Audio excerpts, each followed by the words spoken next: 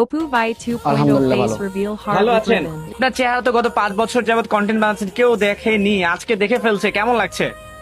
অবশ্যই চিন্তা করছি, অনেকদিনই তো লুকিয়েছিলাম বা এখন মানুষের সামনে আসা দরকার। তো সেই থেকে আর কি যে চিন্তা করলাম যে না, এখন সবার সামনে আসি, আসলে মানুষটাকে সেটা দেখার জন্য। ই স্পোর্টসটা যখন হচ্ছে বাংলাদেশের স্বীকৃতি পেয়ে গেল, তারপর থেকে অনেকেই দেখছি যে চিন্তা ভাবনা করছে ফেস রিভিল করে দেবে। যেমন রাত ভাই ওয়াইটির নামও শুনছিলাম যে তিনি যদি এখানে আসতে পারেন তাহলে ফেস রিভিল করে দেওয়ার কথা।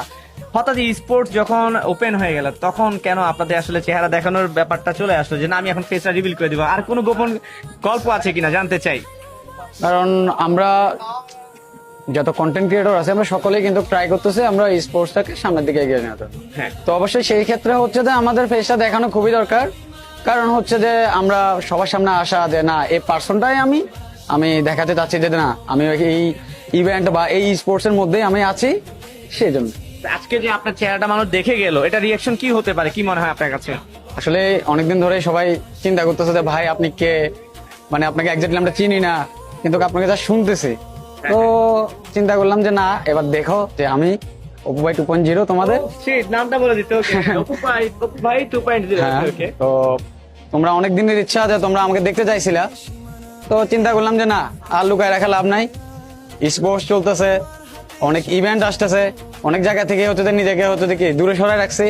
এবার আর দূরে সরায় রাখার কোনো মানে নেই। হ্যাঁ, লোকটা সামলানো যায়নি, সত্যি কথা। সবার সামনে আসতে হইতেছে, সবাই চায় যে চিনুক।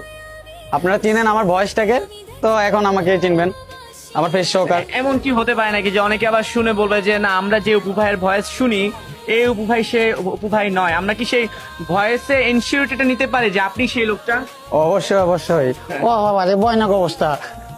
ও আচ্ছা আচ্ছা আচ্ছা, ঠিক আছে, ওকে, মানুষ ঠিক আছে, ওকে। বাট আমি এখন প্রশ্ন করবো যে ইন্দোনেশিয়া এসেছেন, জাকার্তা এসেছেন, ওয়ার্ল্ড সিরিজ দেখছেন, নতুন একটা অভিজ্ঞতা, বাংলাদেশেও খেলছে, আপনিও আই থিঙ্ক ফার্স্ট টাইম স্পোর্টসে এত বড় একটা ইভেন্ট দেখছেন, কেমন লাগছে, অভিজ্ঞতাটা কেমন?